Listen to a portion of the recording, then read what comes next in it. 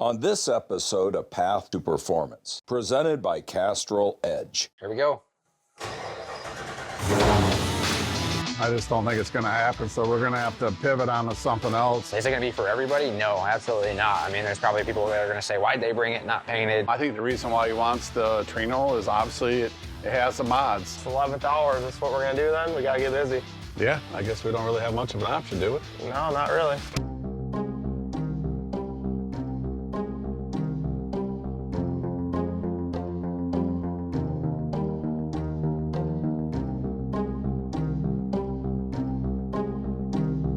Hey, we got to talk about this car. All right.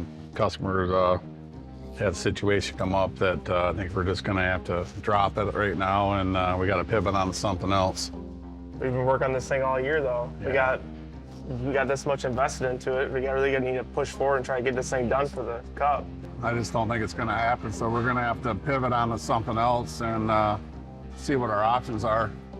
Yeah, I guess so. Let's just see what else we got around the shop that some potential that we can take. Well, maybe I'll take a look at this truck over here. Yeah, it's pretty high-end truck. It's got a roaster shop fast track IRS with a Wagner Motorsports Whipple LT4 10-speed. This thing would be super high performance, but I think the time frame I don't think is realistic. Let's take a look at this Firebird.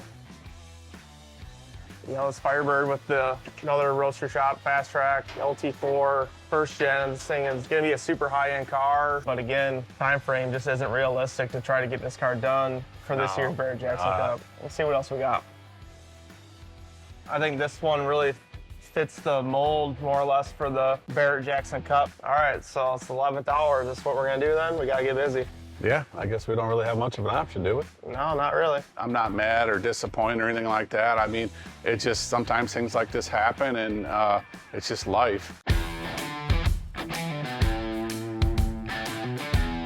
Let's see how the bare metal car is coming along at BBT's. So since the last time you guys were here, we've got a lot of the side trim on the car. We're still finishing up on taillight trim. We've got all the windshield trim fitting.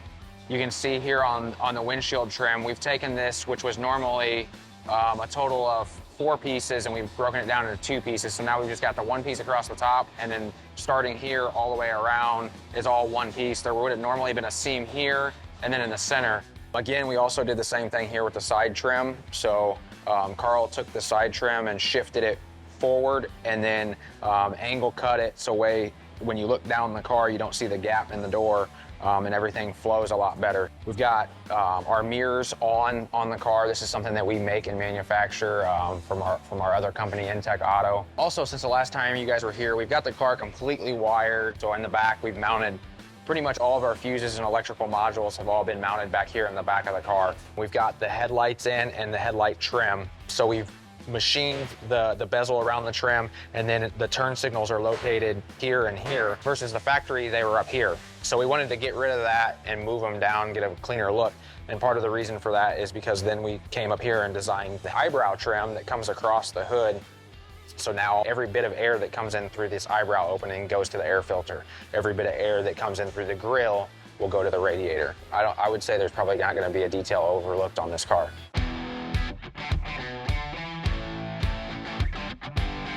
You know, with the shift in the not bringing the Nova to the Cup, you know, I think it's still important to show up, even though it might cause a little bit of stress in the shop to get this car done now. I think the Trino fits the mold for the Barrett-Jackson Cup a lot more than any other car that we are building in the shop. I think the reason why he wants the Trino is obviously it has some mods.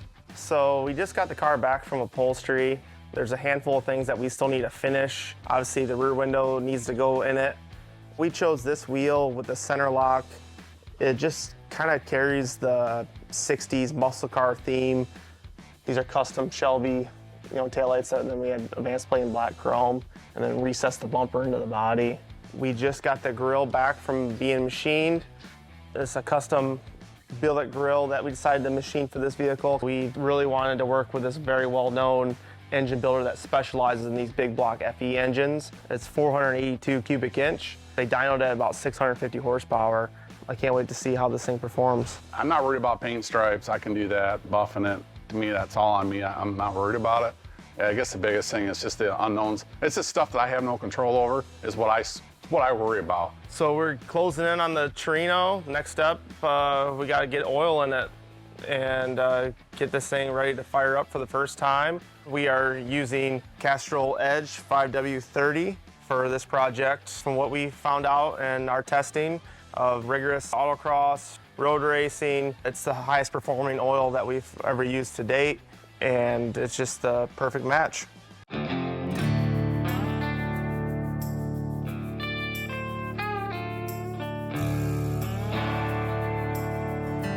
The performance of everything on the car as far as drivability wise has been fantastic. Here we go.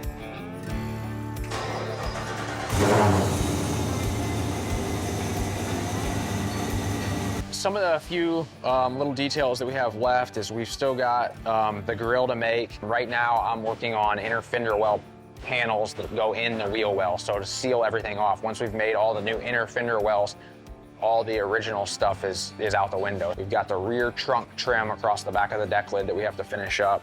And then it just needs a thorough cleaning and a couple last minute details. Right now, this top of the console is just 3D printed. The console itself was fabricated out of aluminum sheet, formed and then welded together. We also wanted an armrest, but we didn't want a giant center console. So what we came up with was a sliding lid system. So when you're in the car, this is real nice and low to the seat, but when you're ready to drive, you pull it back, it hits the detent, the armrest is in the perfect height because now it's taller. The whole mechanism here was designed on the computer, 3D printed, proofed out, and then we machined it out of aluminum in the machine behind us.